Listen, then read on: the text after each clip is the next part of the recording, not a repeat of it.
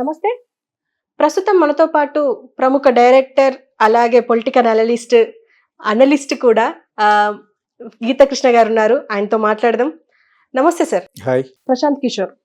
ఇప్పుడు ఇంకొక hot topic ఏంటంటే ఇన్ని రోజులు అంటే మొత్తం మానేషిండు. ఇంకా రాజకీయ వ్యూహకర్తగా లేడు అని అనుకున్న టైంలో ఆయన మళ్ళీ వచ్చారు. ఏంటంటే ఎలక్షన్స్ అన్నీ అయిపోతున్నాయి. మొత్తం దేశవ్యాప్తంగా అయిపోయే దగ్గరకొచ్చింది. ఇంకో 2-3 నెలల్లో నాకు తెలిసి అయిపోతాయి. అలాంటి టైంలో ఇప్పుడు ప్రశాంత్ కిషోర్ మళ్ళీ తెర మీదకి వచ్చారు. ఎందుకంటారు? Prashant Kishor is a political broker. డబ్బులు సంపాదించుకోవాలి. ఎవరి ద్వారా పెరిగాడు? మెల్లిగా నేను పొలిటికల్ అనాలిసిస్ చేస్తాను అని చెప్పి దాన్నే ప్రమోట్ చేసుకుని మెల్లిగా ఒక ఆఫీస్ పెట్టుకుని ఢిల్లీలో మోడీ గారి దగ్గరికి వెళ్ళాడు.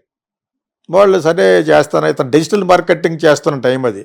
సో ఆ డిజిటల్ మార్కెటింగ్లో బాగా ఊతం ఇచ్చి చేయించాడు. అనుకోకుండా అప్పుడు వర్కౌట్ అయింది. ఇతను ఎప్పుడైతే ఎంటర్ అయ్యాడో దాని తర్వాత ఇతను వెనకాల వేరే శక్తులు కూడా ఎంటర్ అవుతాయి. వీటికి అంత సీన్ లేదండి అనగానే ఇతను కట్ చేశారు. కట్ చేయగానే మళ్ళీ బీహార్ వెళ్ళిపోయి అక్కడ స్పెషల్గా ఒక పొలిటికల్ పార్టీ పెడతాడు డబ్బు అన్నారు. అక్కడ అంత ఈజీ కాదు. నితీష్ కుమార్ చాలామంది చాలా జరుగుతుంది. అది వేరే బాల్ గేమ్. అది అక్కడ నలిగిపోతాడు. ఇతను అంత సీన్ లేదు.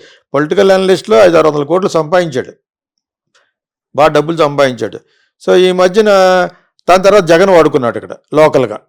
ఓకే, వీళ్ళు కూడా డబ్బులు ఇచ్చారు. దాని తర్వాత మనం వాడుకుంటే ఎలాగ ఉంటుందని చంద్రబాబు నాయుడు పిలిచాడు. యాక్చువల్గా ఇది మానేసి అతను పాలిటిక్స్ చేసుకుందాం, పొలిటికల్గా చీఫ్ మినిస్టర్ అయిపోదాం అని ఏజెంట్ ప్లాన్. దురాస దుఃఖం అని ఒక చేట్లాగా. అంత లేదు సీన్ అతనికి.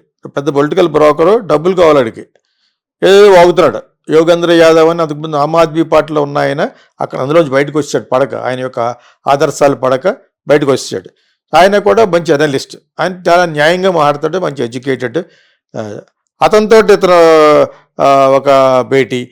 తర్వాత ఎవరెవరో పొలిటికల్ ఉంటాయి కదా, కరణ్ థాపర్ అని అతనితో అతను కూడా మంచి ఛానల్. అతను మంచి political talkative person, popular channel. అతను కూడా సెపరేట్గా పెట్టుకున్నాడు కరణ్ థాపర్. అతని దగ్గర ఈ నీళ్ళు నవ్వలేడు, సరిగ్గా బాగాలేకపోయాడు.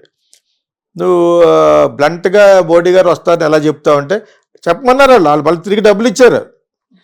ఇక్కడ చంద్రబాబు నాయుడుకి అలా చెప్తే ఇతనే గెలుస్తుంది, జగన్ ఓడిపోతాడని చెప్పిన వెంటనే చాలా బారింది ఇక్కడ. అతను ఒకడు రవిప్రకాష్, ఒకడు TV9 రవిప్రకాష్, ఇప్పుడు ఆర్ ఛానల్ అని పెట్టి కదా RTV, అతను కూడా పెట్టి అతనికి ఇప్పటి వరకు ఒక ఇది లేదు రవిప్రకాష్కి. ఎందుకంటే అతనికి కొంచెం వాయించారు అతన్ని జగన్ పార్టీ వాళ్ళు. అది చెప్పకూడదు. అతను కూడా కావాల్సిన నాకు, but what ever it is. So అది కక్ష పెట్టుకున్నాడు. ఈలోగా TV9 లెవెల్లో ఆర్చీవటల్ రావాలని చెప్పేసి పెట్టుకుంటా ట్రై చేశాడు. దాన్ని పైకి అప్లోడ్ చేయాలంటే డబ్బులు కావాలి, అది కూడా అరేంజ్ చేసుకున్నాడు. కానీ ఈ TV9 వాళ్ళు నొక్కేశారు. అక్కడ ఇప్పుడున్న TV9 వాళ్ళు నొక్కారు సెంట్రల్లో. ఈ ఎలక్షన్ అయిపోయే వరకు దాని పైకి పర్మిషన్ గ్రాంట్ చేయొద్దని. అయినా కూడా పాపులర్ అవ్వడానికి ఏది మంచి ఛాన్స్, ఇదే మంచి ఛాన్స్.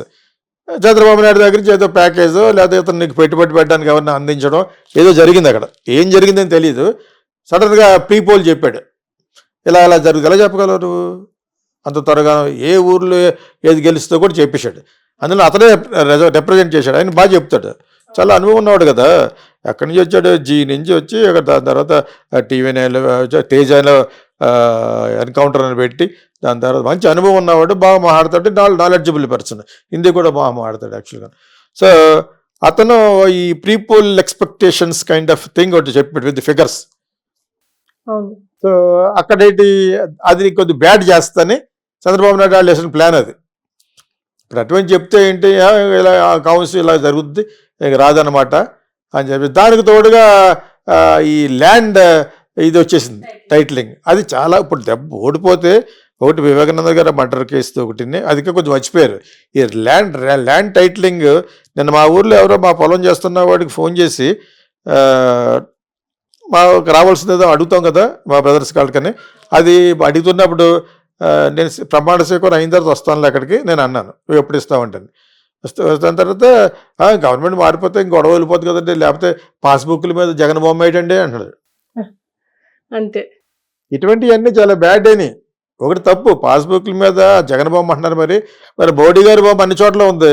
అందుకని చంద్రబాబు నాయుడు చంద్రన్న క్యాంటీన్, చంద్రన్న అది వెళ్ళేవా మరి? ఇది పెద్ద చేసి చూపించారు. ఆ ల్యాండ్ టైటిలింగ్ ఒకటి ఎవరికి అర్థం అవ్వలేదు. అన్ని స్టేట్లకి పంపించారు అది. ఓకే, ఎవరికి అర్థం కాని ఇది చాలామంది అర్థమయ్యేటట్టుగా చెప్పినా కూడా డ్యామేజ్ జరిగిపోయింది ఈలోగా. దాన్ని సాఫ్గా తీసుకున్నారు చంద్రబాబు నాయుడు వాళ్ళు. సో ఇవన్నీ కలిసి ప్రశాంత్ కిషోర్ ఏం చెప్తున్నాడు, ఈసారి దెబ్బతింటాడు, నేను కూడా చెప్పాను కాబట్టి ఓ పక్కన రవిప్రకాష్ కూడా చెప్తున్నాడు ఖతం అని నొక్కేయడానికి. ఇంతకంటే అపోజిషన్ ఎవరు చూడం. అయినా జగన్ కాన్ఫిడెన్స్గా చెప్తున్నాడంటే ఎలా అనేది it's billions of dollars questions అది. ఓకే, ఈ దెబ్బతోటి అజ్రాలు తారుమారైపోతాయి.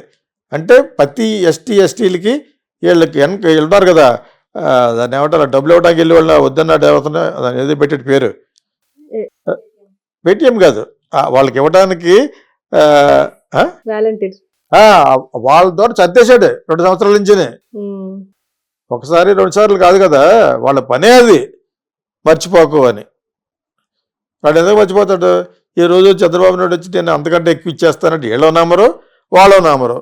నీకు ఇప్పుడు ఒక 15,000 ఇచ్చేది 20,000 ఇస్తానంటే నమ్ముతారా? అంతకుముందు చేసి ఉంటే నమ్ముతారు. వాళ్ళు కానీ సాలిడ్గా వేసేసి ఉంటే జగనే వస్తాడు మళ్ళా. మీకు అర్థమైందా? ఇది ఒకరోజు ప్రాసెస్ కాదు, ఎలక్షన్ల ముందు 10 రోజుల ప్రాసెస్ కాదు. గత 2 సంవత్సరాల నుంచి వాళ్ళని పెట్టి వాలంటీర్స్ పెట్టిన కారణమే ఇది.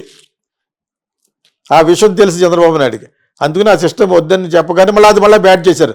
చూసావా, ముసలోళ్ళకి మొక్కోళ్ళకి ఇంటికి వెళ్ళి డబ్బులు ఇస్తుంటే వద్దన్నాడు ఏడు. తర్వాత దొరికిపోయింది ఏంటంటే ల్యాండ్ టైటిలింగ్ దొరికిపోయాడు.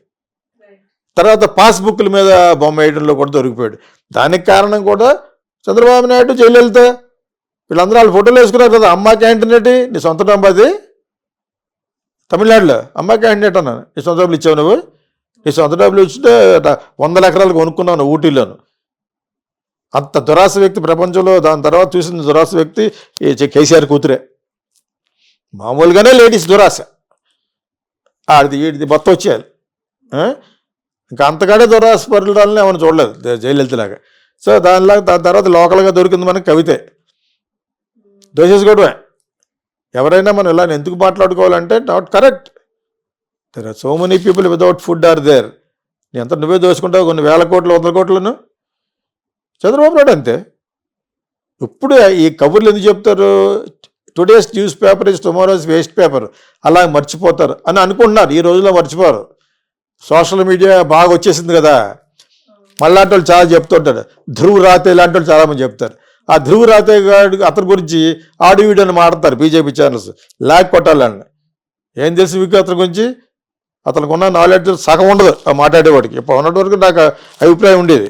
బీజేపీకి ఛానల్స్ ఉంటాయి దేశం అంతా, తెలుసా మీకు? ఇక్కడే ఉన్నాయి. ఆడు గీడు అని మాడుతున్నాడు.